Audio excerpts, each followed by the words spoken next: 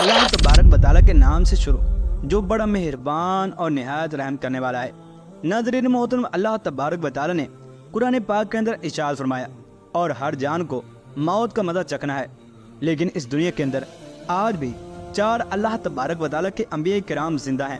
चुनांचे आज की इस मुनफरिद वीडियो के अंदर हम इसी हवाले से मालूमात कुरान और हदीस की रोशनी के अंदर आपके साथ शेयर करेंगे कि वो अल्लाह तबारक व तआला के 4 नबी जो इस वक्त जिंदा हैं वो कहाँ पर हैं और क्या काम करते हैं और उनको कब और किस तरह से मौत आएगी और वो इस दुनिया के अंदर कहाँ कहाँ पर मौजूद होते हैं। नाज़रीन मोहतरम, मुख्तलिफ रिवायात और अहादीस नबवी सल्लल्लाहु तआला अलैहि वसल्लम की रोशनी में 4 ऐसे मोतबर अंबिया किराम हैं कि जिनको अल्लाह तबारक व तआला ने अभी तक जिंदा रखा हुआ है। प्यारे दोस्तों, पहले नबी जिनको अल्लाह पाक ने मौत नहीं दी और जिनके हमेशा जिंदा रहने का जिक्र अल्लाह पाक ने खुद कुरान पाक में किया है, वो है हजरत ईसा अलैहिस्सलाम। जब हजरत ईसा अलैहिस्सलाम ने नबूवत का ऐलान किया तो उन्होंने अपने इर्द गिर्द के लोगों को जमा करके फरमाया कि मैं आपको अल्लाह के दीन की दावत देता हूँ। वो लोग यहूदी कौन से थे और उन्हीं की दीनी किताबों में लिखा था कि अल्लाह का एक नबी ऐसा आएगा जो यहूदियों के दीन को ख़त्म कर देगा। इस डर से यहूदियों ने आपको कत्ल करने का मंसूबा बना लिया। आप यहूदियों को अल्लाह के दीन का हुक्म देते रहे, पर उनको इसकी कोई परवाह न होती। जब आप अलैहिस्सलाम को यकीन हो गया कि अब ये लोग मेरी किसी बात का यकीन नहीं करेंगे और जहालत ही पर कायम रहेंगे, एक दिन आपने सब यहूदियों को इकट्ठा किया और कहा कि आप में से कौन अल्लाह के दीन पर ईमान लाएगा। उनमें से तकरीबन 12 या 19 लोगों ने अल्लाह पर ईमान लाने का इरादा किया और कहने लगे कि हम मुसलमान हुए, हजरत ईसा अलैहिस्सलाम हमारी बख्शिश का जरिया बनेंगे। बाकी लोगों ने दावत दीन को कबूल न किया और यहूदी ही रहे। एक वक्त ऐसा आया कि यहूदी ने आपको कत्ल करने का पक्का मंसूबा बना लिया था। उन्होंने एक तोतियानूस नामी शख्स को मुकर्रर किया कि वो आपको कत्ल कर दे।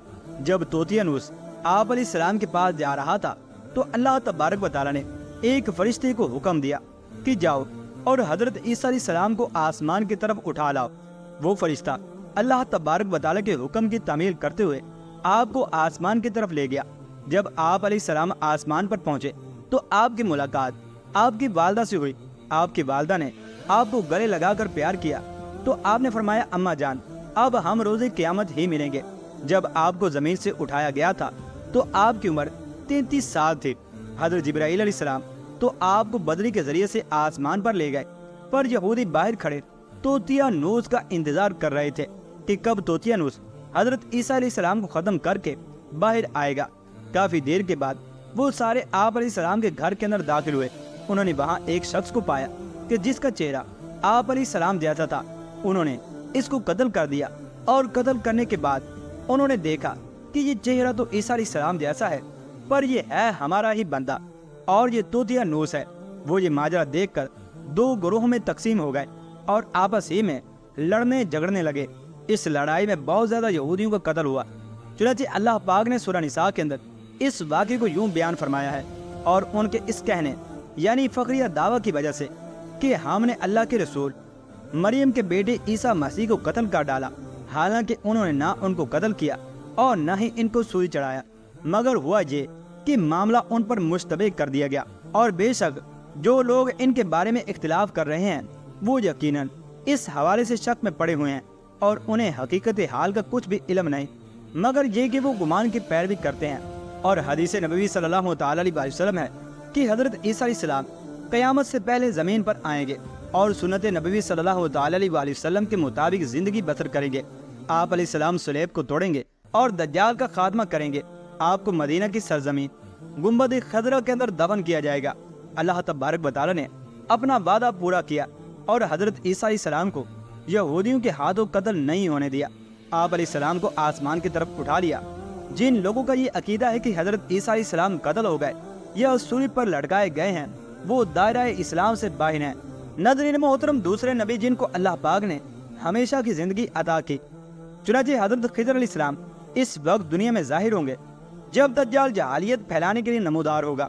हजरत खिज़र अलैहिस्सलाम उन लोगों को अल्लाह के दीन का हुक्म देंगे और एक रिवायत में है कि हजूर अकरम सल्लल्लाहु तआला अलैहि वसल्लम अपने सहाबा किराम को हजरत खिज़र अलैहिस्सलाम का किस्सा सुना रहे थे कि आप सल्लल्लाहु तआला अलैहि वसल्लम ने फरमाया कि हजरत खिज़र अलैहिस्सलाम का बाप एक बादशाह था जो हजरत खिज़र अलैहिस्सलाम को اپنی بادشاہ سے نوازنا چاہتا تھا، لیکن حضرت خضر علیہ السلام کو دنیا کی بادشاہت پسند نہ آئی تو اس نے اپنے والد کی سلطنت کا جانشین بننے سے انکار کر دیا اور اپنے والد گرامی سے ناراض ہو کر جنگل میں جا کر رہنے لگے، جہاں ان کو کوئی بھی ڈھونڈ نہ سکا۔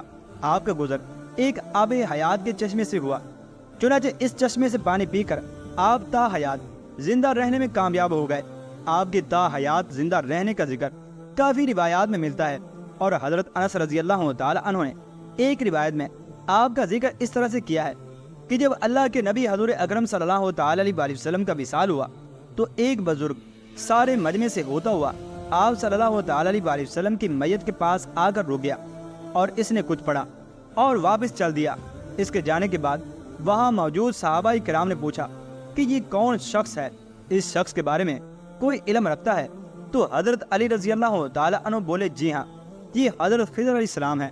حضرت خضر علیہ السلام اللہ کے حکم سے مصیبت زدہ لوگوں کی رہنمائی کرتے ہیں۔ آپ علیہ السلام لوگوں کی اصلاح کر کے ان کو اللہ کے حکم کے مطابق زندگی بسر کرنے کا حکم دیتے ہیں۔ ایک روایت میں ہے کہ حضرت خضر علیہ السلام سمندروں میں مصیبت زدہ لوگوں کی مدد کرتے ہیں۔ حضرت خضر علیہ السلام بہت ہی نیک اور خدا ترس انسان تھے، اور کچھ روایات میں ہے کہ جو بندہ حضرت خضر علیہ السلام کی کنیت ابو العباس بریہ بن ملکان اور اس کے آباء و اجداد کا نام یاد رکھے گا تو اس کو مرتے وقت کلمہ نصیب ہوگا۔ ناظرین محترم، حضرت عیسیٰ علیہ السلام اور حضرت خضر علیہ السلام کے بعد تیسرے زندہ نبی حضرت الیاس علیہ السلام کا ذکر آتا ہے۔ آپ کا ذکر قرآن پاک میں 2 جگہوں کے اندر موجود ہے۔ چنانچہ حضرت الیاس علیہ السلام کو ایک نورانی گھوڑے پر بٹھا کر آسمان کی طرف لے جایا گیا۔ حضرت انس رضی اللہ تعالی عنہ سے مروی ہے کہ میرا اور حضور اکرم صلی اللہ تعالی علیہ وسلم کا گزر ایک پہاڑی سے ہوا۔ وہاں سے گزرتے ہوئے ہمیں ایک آواز سنائی دی، اے اللہ مجھے بھی حضور اکرم صلی اللہ تعالی علیہ وسلم کا امتی بنا دے۔ یہ آواز سنتے ہی اللہ کے نبی صلی اللہ تعالی علیہ وسلم نے مجھے فرمایا، اے انس رضی اللہ تعالی عنہ، اس آواز کا پتہ لگاؤ کہ یہ کون ہے۔ حضرت انس رضی اللہ تعالی عنہ فرماتے ہیں کہ میں جب اس پہاڑی کے اندر گیا کہ وہاں پر ایک پہاڑی موجود تھی، جب میں اس پہاڑی کے اندر گیا تو کیا دیکھتا ہوں، ایک سفید پوش بزرگ اللہ تبارک و تعالیٰ کی عبادت میں مشغول ہیں۔ جب انہوں نے مجھے دیکھا اور کہا، اے بندے، تو حضور اکرم صلی اللہ تعالی علیہ وسلم کا صحابی ہے؟ حضرت انس رضی اللہ تعالی عنہ نے ہاں کے اندر جواب دیا۔ اس بندے نے کہا کہ میرا سلام حضور اکرم صلی اللہ تعالی علیہ وسلم تک پہنچا دو، اور حضور اکرم صلی اللہ تعالی علیہ وسلم سے عرض کرنا کہ حضرت الیاس علیہ السلام آپ کو ملنا چاہتے ہیں۔ میں نے واپس آ کر حضرت الیاس علیہ السلام کا پیغام آپ صلی اللہ تعالی علیہ وسلم کو دیا تو آپ صلی اللہ تعالی علیہ وسلم مجھے ساتھ لے کر وہاں چلے گئے۔ حضرت الیاس علیہ السلام کے پاس پہنچے تو میں پیچھے ہٹ کر کھڑا ہو گیا، اور حضور اکرم صلی اللہ تعالی علیہ وسلم اور حضرت الیاس علیہ السلام کافی دیر تک آپس میں بات چیت کرتے رہے۔ اللہ تبارک و تعالیٰ کی طرف سے آسمان سے کھانا نازل ہوا تو حضور اکرم صلی اللہ تعالی علیہ وسلم نے مجھے بھی پاس بلا لیا۔ ہم تینوں نے مل کر کھانا کھایا۔ چنانچہ جب کھانا ختم ہوا تو میں نے دیکھا ایک سفید پرندہ آسمان سے نیچے کی طرف آ رہا ہے۔ وہ حضرت الیاس علیہ السلام کے پاس آیا تو حضرت الیاس علیہ السلام اس پر سوار ہو کر آسمانوں کی طرف چلے گئے۔ کچھ علماء نے لکھا ہے کہ حضرت خضر اور حضرت الیاس علیہ السلام ہر رمضان شریف میں بیت المقدس میں تشریف لاتے ہیں، روزے رکھتے ہیں، اور حج کے موقع پر حج ادا کرتے ہوئے بھی دکھائی دیتے ہیں۔ یہ دونوں نبی علیہ السلام بحر و بر میں مصیبت زدہ لوگوں کی مدد کرتے ہیں۔ ناظرین محترم، چوتھے نبی جو ابھی تک زندہ ہیں وہ حضرت ادریس علیہ السلام ہیں، جن کے زندہ ہونے کے بارے میں روایات ملتی ہیں۔ چنانچہ قرآن مجید کی سورہ مریم میں اللہ پاک آپ کا ذکر اس طرح سے کرتا ہے کہ وہ ایک نیک پرہیزگار انسان اور نبی تھے کہ اللہ تبارک و تعالیٰ نے حضرت ادریس علیہ السلام کو جنت کی طرف اٹھا لیا تھا۔ چنانچہ شب معراج کے موقع پر چوتھے آسمان پر حضور اکرم صلی اللہ تعالی علیہ وسلم اور حضرت ادریس علیہ السلام کی ملاقات ہوئی تھی۔